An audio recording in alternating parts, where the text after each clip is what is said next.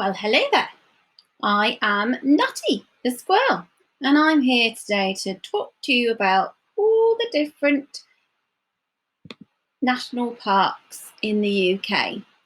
Now, I hope that you've watched this video and answered the questions, and you've done your recap questions. I'm going to quickly tell you the answers. Which continent? That's right, Europe. Is it human or physical? Well, it is actually there and it's naturally made, so it's physical. And what does this map show? It shows the different high points across the British Isles. So you've got mountains and hills. Well done.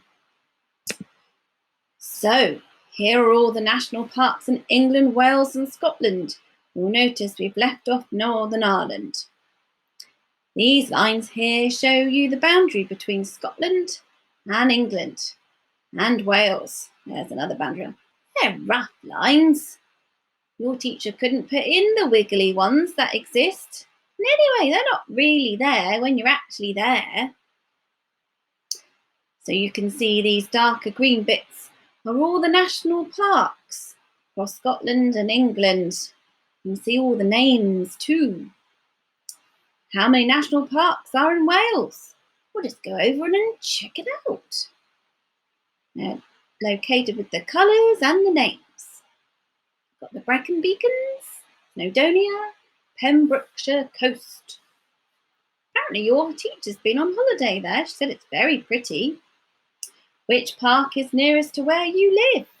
Well, you live in the south, apparently, down by the Isle of Wight. What's this one called? So, what are national parks? Well, I can tell you because I live in one. National parks are areas of beautiful countryside.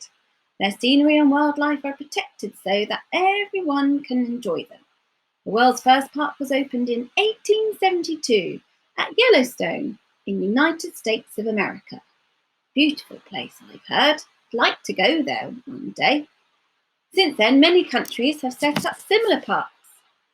Parks around the world vary in many ways, but they all have the same two aims: to preserve and care for the environment, to provide a place for recreation and enjoyment. Britain's first national park, the Peak District, was set up in 1951. At that time, the government felt there was a real danger that some of Britain's finest scenery would be damaged or permanently destroyed. The main idea of the parks was to provide protection for the environment. And little things like me.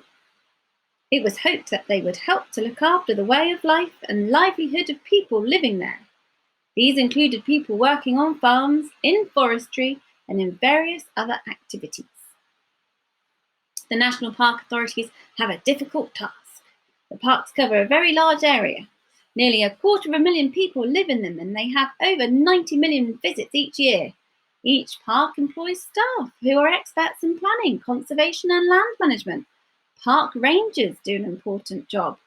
They help visitors to get the most out of the parks and ensure that the landscape is protected. Now, I live in New Forest National Park. Do any of you live there?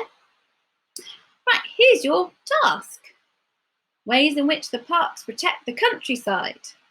Ways in which the parks help visitors. Apparently you've got to click and drag these yellow things and place them in the right one. To monitor and clean up pollution. So this is definitely a way in which the parks protect the countryside. So that one goes there. And then you have a little look and a read of the other ones too. I'm sure your teacher will put some audios for you. On this one, look at the pretty picture of the New Forest National Park. This is where I live. And pop in 5 words to describe what a beautiful place it is. I'm sure you all know it quite well and you've had lots of walks there recently. And this one's the Lake District. Apparently you're going to be looking at the Lake District in close detail. Write 5 describing words about the Lake District here. Good luck, and I hope you enjoy. But there is an extension task if you fancy it.